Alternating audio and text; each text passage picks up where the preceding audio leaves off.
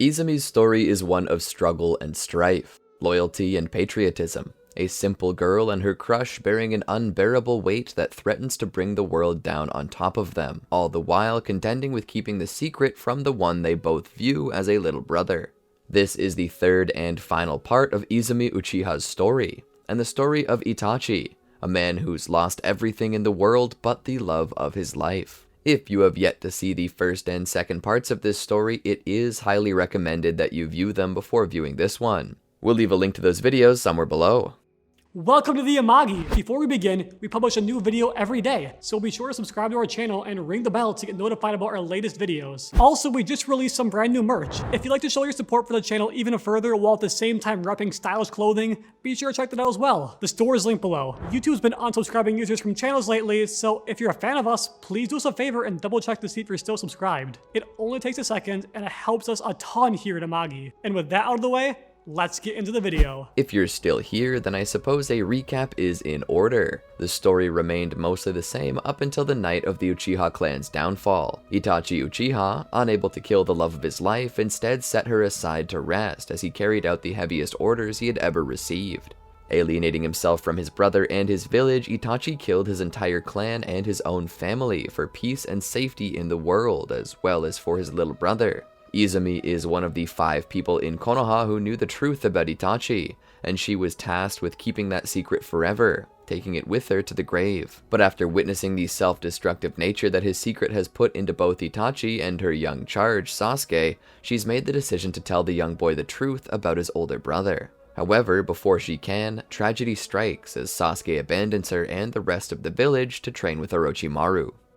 She came home sweaty and tired once again. She was covered in scrapes and bruises. She'd been training hard and often meeting with Itachi to help investigate locations he believed were hideouts for Orochimaru, but it was to no avail. Sasuke was nowhere to be found. She would just lie there on her back, looking at the ceiling. He's going to kill Sasuke. Sasuke is too stupid to recognize that. He believes he'll simply be strong enough to kill Itachi, but he doesn't know that Orochimaru is going to steal his body. Izumi couldn't have been more wrong. Sasuke knew, but he didn't care. Just as Orochimaru planned to kill Sasuke and take over his body, Sasuke was planning to do the same. As she sat there, she continued to rest. It wasn't much longer until she would fall asleep. She would have the same dream every night. She dreamed of a world where the Uchiha clan downfall never happened. She dreamed of a world where she and Itachi had gotten married and she had borne his children. Oh, how she longed for that reality. A reality where only love existed for the two of them. No fighting, no hate, no strife or bounties put on their heads.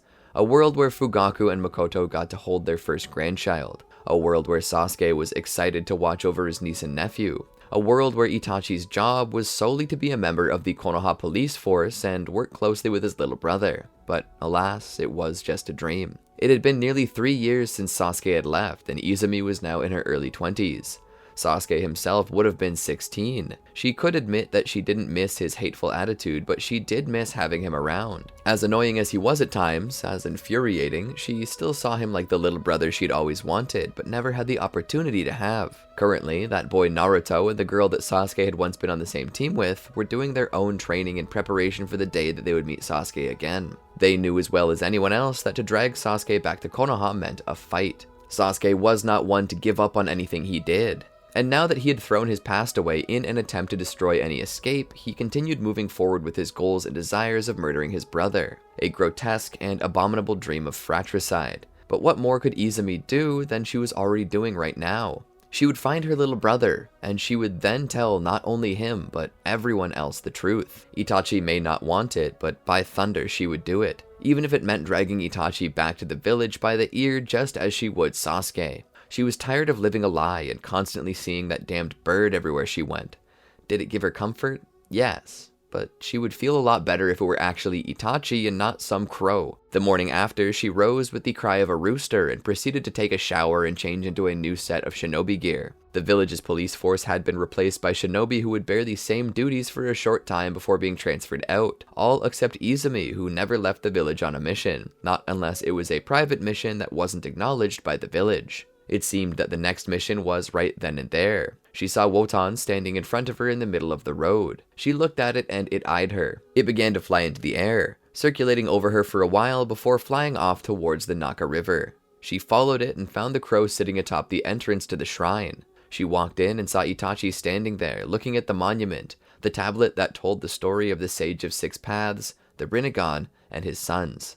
Itachi, what is it? Itachi looked back. I have another lead that we need to check out. She looked at him. Is it trustworthy? Itachi nodded. This one came in straight from Sasori. Sasori claims that he had recently set up a meeting with Orochimaru at the Tenkaichi Bridge. Apparently, Orochimaru has a secret facility somewhere near there. I was thinking we should go out to scout it. See if what he says has any merit to it. She nods. When do we leave? Tonight. Take only what you need with you. I'll meet you just beyond the gate. His body then turned into crows, and they made their way out of the shrine. Izumi sighed as she watched him go. Leaving the shrine, she made it back on track for her daily patrol. Once that was done, she would clock out early and head home, and gather everything she needed for her mission. She then left the village that night, sneaking out past the gate and into the forest where she found Itachi awaiting her, his black cloak making him relatively invisible save for the red cloud markings on the front. One arm sat out, using the low zipper on the front as support. It looked lazy, but then again, he seemed tired, dark lines under his eyes. A man who didn't sleep is the air he put off. He turned and led her off without a word. And just as he didn't speak, neither did she. She merely followed. They jumped from tree limb to tree limb, crossing as much distance as they possibly could. They eventually heard the sound of water flowing nearby as they saw the bridge. Landing there, Itachi looked around. There wasn't any sign of enemies. She looked about. It had taken them hours to get here. The sun was already rising. She was tired and out of breath. Itachi seemed no worse for wear, though. That wasn't to say he didn't look tired, though. It merely meant that he always looked tired. What do we do now? She asked. The best we can. We can scout the area. He sent a flock of crows from his body in all directions. She watched as they flew off, Wotan taking the lead with his Sharingan. We should scout too, he said. It's possible that the crows will miss something. We need to use our Sharingan closer to the ground to search for any clues that the crows pass up. With that, both of them were on their way, each taking a different direction, jumping through the trees. As she saw the flock of crows she was sweeping up after fly by, she couldn't help but notice how distant Itachi seemed now. He never smiled. He barely talked to her anymore, only ever speaking instructions or delegating important information she would need to perform a task. She wondered if he even loved her anymore, or if he had left that behind along with everything else. Her heart shattered to think that he had forgotten her, but at the same time, she was there for a job of her own. She would find Sasuke, slap some sense into him, and then spill the beans to him, the village, and everyone who cared to hear. She was done keeping secrets, especially if they hurt the ones she loved. She continued searching until eventually she found what looked like a bunker. She could hear voices coming up from below. Upon seeing it, she made her way back from it, careful not to trigger any proximity sensors. Once away, she signaled. A bird's cry. This brought Wotan to her. She spoke to the crow. I found it. Tell Itachi. The crow flew off towards its master. Eventually, Itachi would show up on the branch across from her. What did you find? He asked. She motioned for him to follow her. She jumped from limb to limb until she found the location of the bunker once more. She looked back at Itachi. Itachi looked at the bunker through his Sharingan, Wotan flying over the facility, gazing down with his Mangekyo. He then spoke to her without looking at her. Stay here. She was surprised. What? No, you're not going in there alone. Itachi spoke again. Stay here. You'll only slow me down. She heard this and recalled his brutal honesty and felt a twinge of pain, but she steeled her resolve and spoke again. I'm not letting you go in there just so you can confront Sasuke. I'm tired of this. I'm tired of letting you do this. No more. I'm done hiding the truth from Sasuke. What you and he are doing is unhealthy for you both, and I'm done watching him hate you, and you letting him. If you won't say anything, I will. I'm done with this. He turned around to look at her with his Mangekyo. He cast her under Genjutsu. As she fell from the tree, a flock of crows caught her and lowered her to the ground safely and away from the view of anyone who might pass. And there she was left to rest. Itachi then made his way deeper into the facility. When he entered, he stepped through the shadows, only his Sharingan lighting the area up. The place seemed almost deserted, save for Kabuto, Orochimaru, and Sasuke. Kabuto passed him by once without seeing him. That didn't last long until he grabbed Kabuto and pulled him into the darkness. Where is Sasuke? He said. This wasn't even a question he was asking anymore. It was a command for Kabuto to tell him where he was. Kabuto was not intimidated though, instead merely smiling in a nefarious way. Why, with the master of course. Where else could he be? Itachi demanded to know where Orochimaru was, and Kabuto gave him clear directions. Itachi then cast Kabuto under Genjutsu. As he did, Kabuto went down. However, as he fell, something hit the ground and caught Itachi's attention. He picked it up to examine it. It seemed to be a switch of some sort. No, A silent alarm? He broke into a dash to Orochimaru's room where he'd find an open passageway. He'd rush through and come out on the other side near the river. There he would find Sasuke and Orochimaru. Sasuke's eyes flared, shifted into Sharingan, and he pulled the blade of Kusanagi. Itachi had to play this well. He didn't want Sasuke to realize that he was rescuing him. Orochimaru, Itachi said, Sasuke is my quarry, not yours. I won't let you take him for yourself. He's my last chance to receive a worthy fight from my clansmen. Sasuke seemed to buy it. Go on, Orochimaru. I'll take care of Itachi. Orochimaru looked to Sasuke. No, he's still beyond your level. Follow me and we will continue your training. Sasuke disregarded Orochimaru's plea and began to fight. Itachi fought back, trying to make it look as real as possible. He needed to get Sasuke away from Orochimaru, which meant beating him. Even if Sasuke killed Itachi here, it did not mean he would abandon Orochimaru. It just meant that Sasuke's dream of beating Itachi would occur. His search for power may continue if he's rewarded in this way of gathering strength. So Itachi proceeds to beat Sasuke. Not enough to shatter his confidence, but enough to stop him from following Orochimaru. However, in the middle of it, Orochimaru throws a smoke bomb to obscure Itachi's vision. As Itachi activates his Sharingan, the blade of Kusanagi is sent through the smoke to strike him.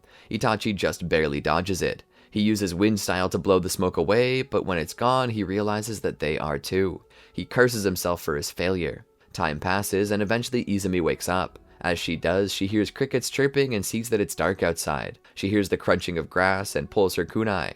Whoever's nearby is planning to attack. Popping out from behind a bush, she just sees Itachi sitting in a clearing all by himself. She looks around and realizes how long she's been under genjutsu. She walks over to him. Itachi? He looks back at her and then forward again. She sits down beside him. Was Sasuke not there? Itachi looked down. Sasuke was there. He left with Orochimaru before I could stop him. Izumi slapped him on his shoulder. See, this is why I told you to take me with you, dimwit. She saw his expression didn't change, and so she decided that maybe it would be best to go easy on him. She'd scoot closer to him. It'll be okay, she said in a hushed tone. We'll find Sasuke, no matter what. As they sat there, the wind blew over the fields and she gave a slight shiver. She didn't complain, but he knew she was cold. He opened up his jacket and let her into it to shield her from the wind. She pressed against his warm body and closed her eyes as if she were attempting to sleep. He sighed. Am I making you uncomfortable? She asked. He shook his head. No, I'm just worried. She opened her eyes. There's no reason to be afraid. Sasuke isn't weak. In fact, he may be able to handle Orochimaru on his own now. Izumi looked up. Look at the stars, Itachi. He looked up. Every night, I used to sleep by my window. I would look up into the sky and find the brightest star. And I used to believe in my heart that you were looking at the same one.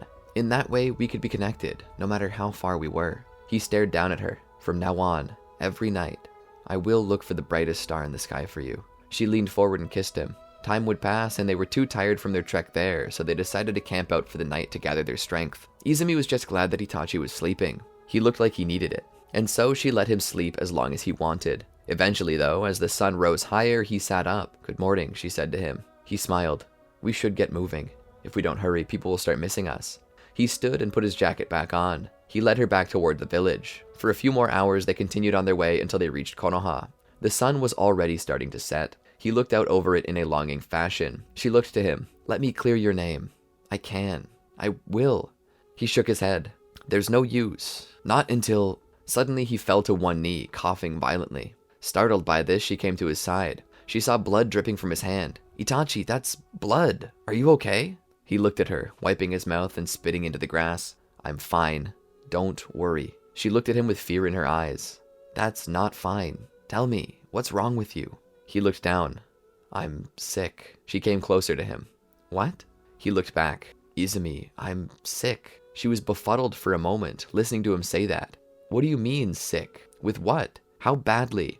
He looked to her. Remember all those years ago when I told you that divine punishment would find me for what I had done? She shook her head.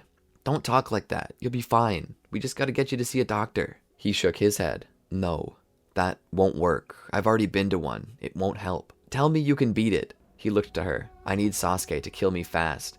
If he doesn't, he won't get the chance to. She shook her head. No, you don't have to die like that. If you have to die, you must die surrounded by the people you love. You have to die in my arms. He again shook his head. She grit her teeth as tears streamed down her cheeks.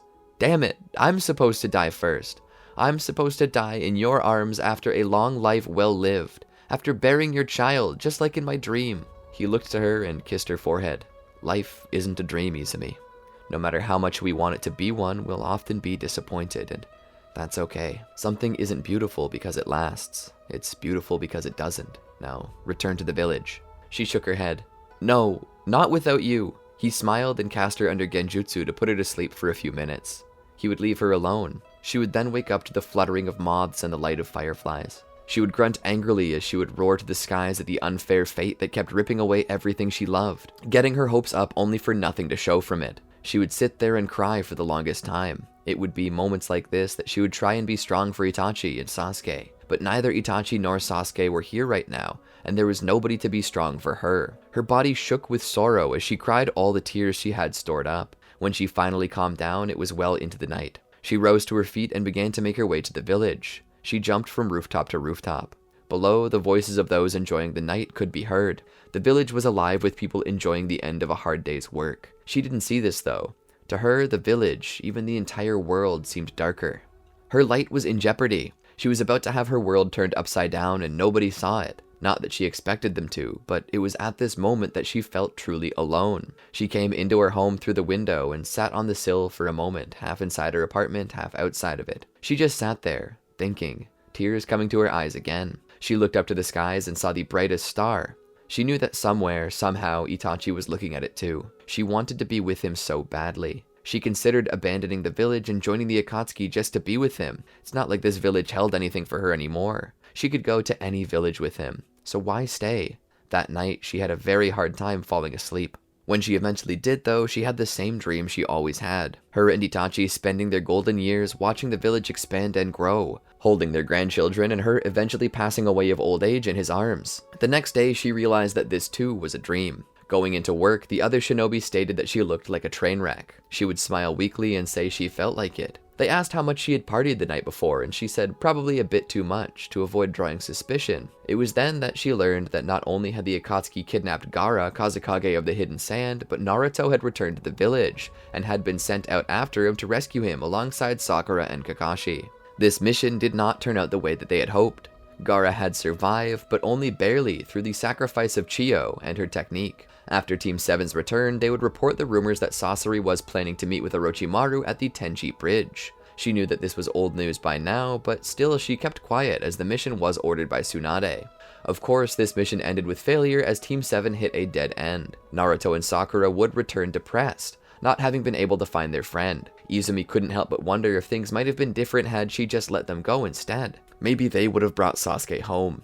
Maybe they too would have failed. There was no way of knowing for sure, not now. Even still, the Akatsuki, having after kidnapped Gaara, were marked as public enemy number 1, and orders came straight down from the top that they should try to find the Akatsuki and bring them to justice. She recognized that this was her best chance to find Itachi. She would meet with the Akatsuki members and defect to their side just to be with him, just to be with Itachi. But as she went, she could not find any of them. She had heard about them when they killed Asuma Saratobi. She grew angry when she saw the face of Konohamaru, but at the same time she knew that so many other faces like that had been made during the war. Her face was like that when the Nine Tails was unleashed. Her face would soon be like that again. Until then, she just wanted to be with him. She wanted to spend whatever time they had left together in his arms. Hidan and Kakuzu would be defeated and practically killed. Word eventually came down that Orochimaru was killed, Sasuke having murdered him once he realized that there was nothing else to learn. They knew that now was their best time to find him. He would be on the hunt for Itachi, another one of their targets. If they could find one or the other first, it would work perfectly for them. Izumi practically begged Tsunade to let her on the mission, claiming that she had a deep connection to both Sasuke and Itachi and should be able to help locate them. She told her that she had the Sharingan and that nobody knew Sasuke and Itachi like she did. This convinced Tsunade to add her to the roster of shinobi. She was grateful to have this chance. She would rush the search party and follow them into the forest. As she jumped through the trees, she could only imagine what would happen. The moment she found Itachi, she would tell him that she wanted to join. Her time came when she was alone. She found Itachi. She was so pleased to see him, though he was but a crow clone. She looked to him. Itachi, I'm so glad I found you. Please, let me follow you. I want to come with you. I don't care if I'm ostracized from Konoha. There are plenty of villages for us to live in. I know you're dying, but I don't care. I will sacrifice everything just to have one final day with you. He looked to her and spoke. It's already too late, Izumi. She looked up in fearful confusion. I can barely stand anymore. As we speak, I'm having to rest in a chair, just from using this crow clone, and Sasuke's going to be here any moment. I feel if he doesn't get here in the next hour, I might not be around for him to kill anymore. She shuddered at that last sentence. No, please, let me come to you. He shook his head. No, it's best that you just stay away. For your own good. She shook her head. No, I want to be there when you die. I want to be there for you. I don't want Sasuke to kill you. You don't know what you're doing to him. You're going to destroy him. He'll hate the village forever. Itachi stroked her head. I already thought of that. He summoned Wotan to her side. Wotan has the eye of my dear friend in it. It possesses an ability that will bid anyone with my eyes to protect the village. Its last prerogative. Once the ability's cast, destroy the crow and the eye. It can't fall into the wrong hands. She looked at him in confusion. Why your eyes? She asked. When I die, Sasuke will likely take my eyes to gain access to the eternal Mangekyo. By that time, I suspect that the truth will have come out and he'll want to destroy Konoha. Find him. Let Wotan cast the Genjutsu over him. Let him return to Konoha with my head as a hero. She began to cry. I don't want you to die alone, surrounded by hatred. I want you to feel loved. He poked her forehead gently. I already feel loved. I'll see you later, Izumi. He dispersed into crows. Her body shook with raw emotion as she felt her stamina supercharged. How she knew where she was going she was clueless about, but she followed her instinct. That led her to the Uchiha hideout. She looked up and saw the battle. She saw black and red flames, lightning dropping from the sky. She saw snakes and a massive crimson Susanoo. She knew that she had to hurry. She found Team Hebi waiting outside. They turned around and readied to fight. Her Sharingan gave them a start though as she merely ran past them, full of determination. Hey, wasn't that the woman Sasuke mentioned? Suigetsu asked.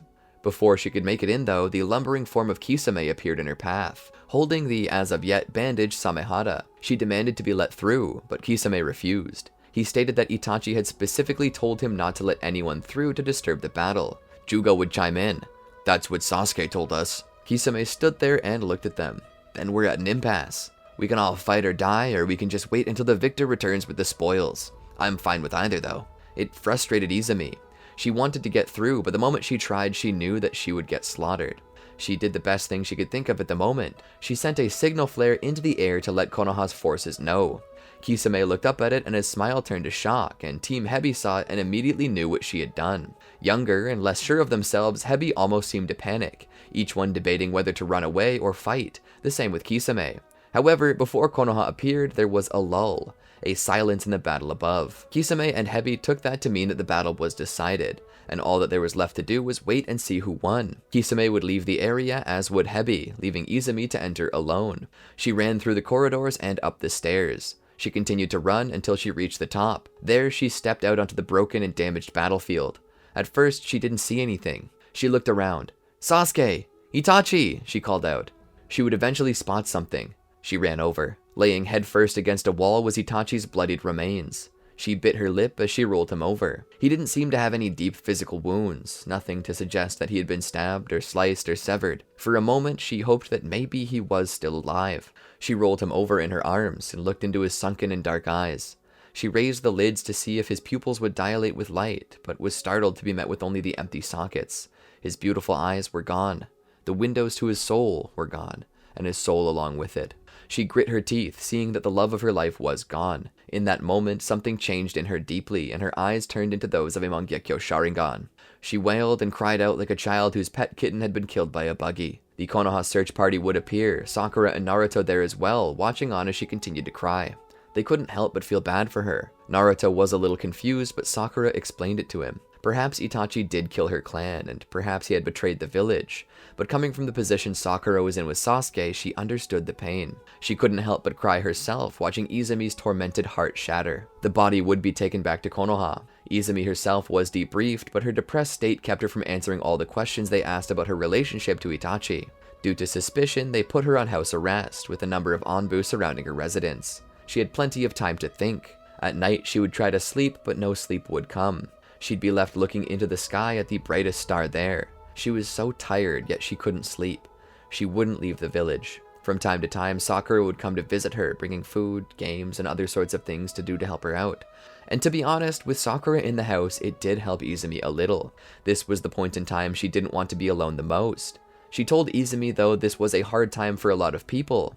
as Naruto himself had just learned that Jiraiya was killed and was now off to train at Mount Myoboku. Sakura said it just seemed like a tragic time all around. During the days, Sakura would leave to go to the hospital for her duties as a medical nin, but during her time off, she would spend it with Izumi to help her cope, as it was with Sakura that Izumi finally cracked a smile. A fake as it was, but she did crack it. However, one day, as she was just hanging out by the window, looking out over the children playing below, she couldn't help but wonder what it would have been like to raise Itachi's child.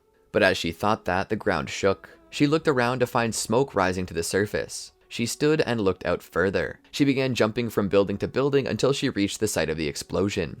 It was there that she was met with the 6 paths of pain, particularly the animal path. Its summons were attacking the hospital where Sakura was working. Izumi sprang into action, utilizing her new Susanoo to attack the beast. Every cell in her body felt like it was on fire from using the ability, but she continued to do so. She managed to defend the hospital with the help of Sakura.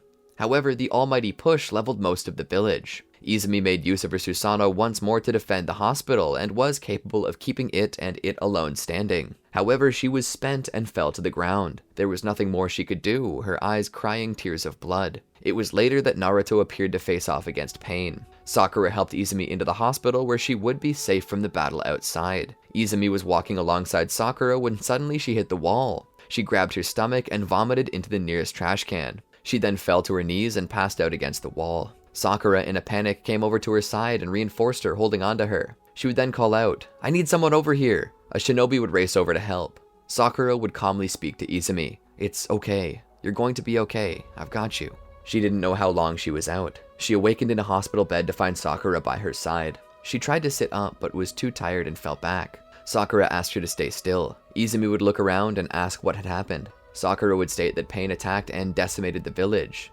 They had defeated him and suffered no casualties so far. They were currently rebuilding, but Tsunade was left in a coma, and Danzo, one of the elders, had taken command of the village. Izumi would once more try to sit up. "I should probably go help them." Sakura stopped her. "No, you need to be still," she said with deathly seriousness. Izumi looked to her. "What's wrong, Sakura?" Sakura would look to her. "Izumi, you puked and passed out. Do you know why?" Izumi looked at her and started to speak. "Susanoo." Sakura shook her head. "Izumi, you're pregnant." Izumi sat there for a moment trying to process it. "Since when?" Sakura shrugged. "I don't know. I would say probably about a month or so." Izumi thought back. She covered her mouth as tears streamed from her eyes. Sakura put her hand on Izumi's shoulder. "Don't worry, it's not going to be that bad. I'll even help out." Izumi looked to Sakura. She pulled her hands away from her tear-streaked face to show a smile. "It's Itachi's." Sakura was in awe at that moment. She then looked around. "Don't tell anyone that, okay? You're already in enough trouble. If they find out you're carrying his baby, they might put you in prison." Izumi's smile faded as she nodded. Sakura looked back again. "I didn't tell anyone.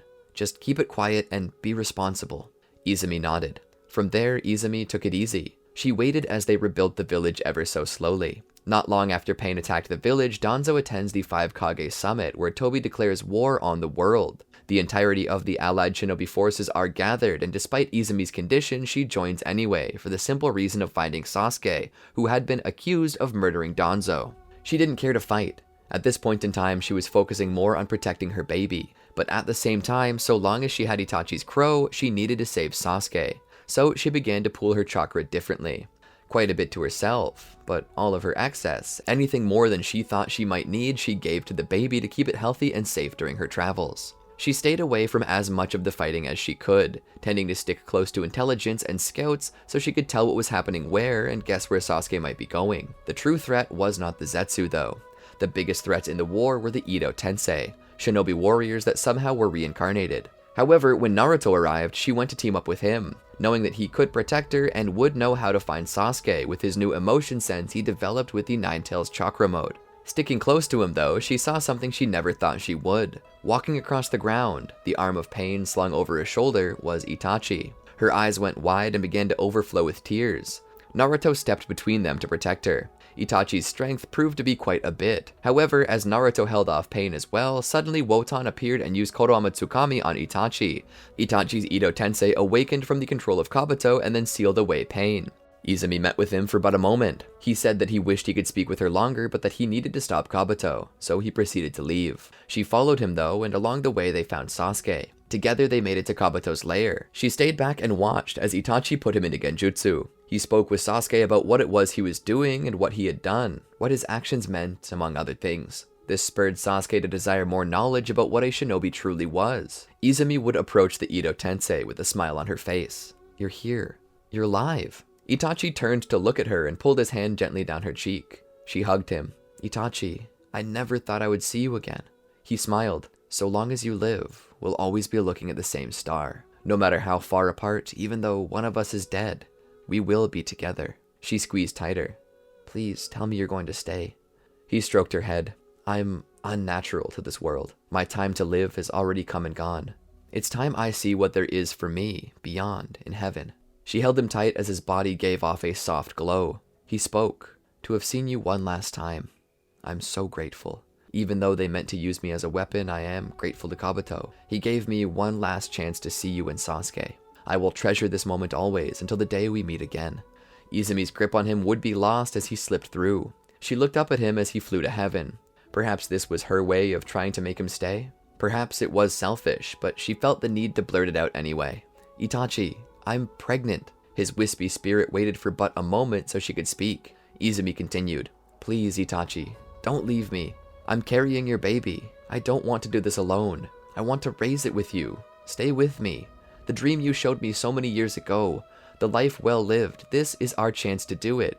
Please, stay with me." He smiled at her kindly and full of love. "Izumi, wherever you go, I will always be with you. I will be with you and our child both. You were a blessing to me. You brought light to the darkness, and you made my life all the more bearable. The thoughts of you kept me sane. I will always remember you and love you. Keep your eyes up and know that I will be watching you." And with that, he disappeared. Sasuke would watch this for a moment before turning and reincarnating Orochimaru with the evil releasing jutsu. Together, he and Izumi would return to Konoha, her mission completed. He left her there at her newly remade home. He would then prepare to leave. She asked if he would ever come back, but he did not answer. For a time, she waited. The war dragged on and she worried about its outcome. Not long after, as she watched the night sky, the full moon appeared, and from it what seemed to be a single Rinnegan. And in that moment more, she was in her home. Behind her, Itachi came up and kissed her cheek. He offered her a cup of tea, which she gratefully accepted. He spoke. "I'm a little nervous about being a father." She giggled. "You'll do great, Itachi." He looked out over the village. "I'm thinking about leaving my career as a full shinobi." She almost spit her tea out. "What? You? Leave your career as a shinobi? Didn't you want to be Hokage?" He shook his head. "Nah, I'll leave that for Sasuke. I'm going to remain the clan head just as father wanted me to. I'll lead the Konoha military police force and keep the peace in the village. After all, it's where our daughter will live. If I can't make the village safe for her, then how will I keep the world safe?" She leaned forward and kissed him. Days would pass. Months. She'd give birth. She was left at home in bed, holding their daughter that they had decided to name Izumi. Meanwhile, Itachi was trying to wrap his head around the instructions for building the crib for their child. His Mangekyo Sharingan were active as he tried to read the instructions, as if they were another language to be deciphered. He would finish and show her the crib with pride, despite there being a lot of extra pieces lying around. He would giggle. "I suppose she's sleeping with us tonight." She would carry the child on her hip as she kissed Itachi goodbye. He put on his flak jacket and strapped on his forehead protector, the standard issue of the Konoha police force. She recalled feeding the child and living the life of a housewife, all while Makoto Uchiha and Izumi's own mother would hover by her side, helping her out, discussing what went on in the village that day and offering her advice. But most of the time, the three of them just spent time admiring her and Itachi's beautiful baby girl. She saw her and Itachi standing there. This time she was holding a little boy in her arms, all while their daughter rushed home to show her parents the new headband she got that marked her achievement of the rank of Genin. Itachi was so proud of her. She viewed her first mission, the first time she returned home in the hospital from injuries sustained on the battlefield. That was a tough thing to get through. She remembered the nice boy she brought home. Itachi was skeptical, and he was sure to put the fear of God into him by showing him his Mangekyo and his Susanoo. Izumi was pretty sure he cast Tsukiyomi over the poor boy too, but he didn't budge. And years later, Izumi would marry and have children of her own. Izumi would watch all of this as she and Itachi grew older. Itachi was slowly growing blind and could hardly see anymore, and Izumi's hips were causing her no end of trouble. She could barely even sweep the floor, but still, hand in hand, they walked through that door, just living on love. Eventually the day came that she grew sick, and her final moments came. She was there, surrounded by her children and grandchildren, and in Itachi's arms, he kissed her head and stroked her hand with his thumb. Even in death, she couldn't imagine being happier. And just as she took her final breath, she awakened. The massive tree root that held her released her to the ground. The infinite Tsukiyomi. She had been freed from it. She knew this is what Madara had planned, but at the same time, despite everything, for the first time, she understood Madara. He wasn't a man who craved power for destruction. He wanted to put people into a world of dreams, where they would be happy. Madara wanted to make people happy. He got lost along the way, but deep down, Madara was still the same as all of the other Uchiha paradoxes that had ever existed. A man in love with the world so much that when it was shattered along with his hopes, he tried to glue the pieces back together again for the sake of everyone else. She smiled. Still, the world of reality, as bitter as it was, would be the world where her real child would be born, and thanks to this rerun of her dream Itachi had given her, she knew exactly what to name her. A few months later, the child was born, Izumi Uchiha. Izumi retired from her shinobi career. Every so often, Sasuke would return home to greet her. She was proud of him. He was serving his village just as Itachi would have, and better yet, he had married Sakura, so the two of them could get together quite often. And when Sakura grew pregnant, Izumi was there to help her. Izumi, despite the hardships of her life, was enjoying a life well spent. As she put the baby down to sleep, she would grab herself a cup of tea and look out into the night sky with a smile, looking at the brightest star with her Mangekyo active. She knew that no matter how far apart she was from her love, he was looking at the same star. I hope you're watching, Itachi. We love you. And that's where I plan to end it for now. I hope you enjoyed this story. I had an absolute pleasure with this one. Itachi always was one of my favorite characters. At times when I first watched through the show, I began to think he was overhyped by the fanbase, but as I began to learn more about him and bought the Itachi Shindan novels, I realized that he was truly worth every ounce of hype that everyone gave him. He was one of those characters that comes around only once or twice a series, and will always be one of my favorite ones, right there beside Madara, whose spot I doubt any other Naruto character could claim. Anyway, leave a comment and let me know what you thought of the story. Was there anything you would have done differently? Be sure to let me know in the comments below. And if you have any more ideas for stories like this, be sure to let me know.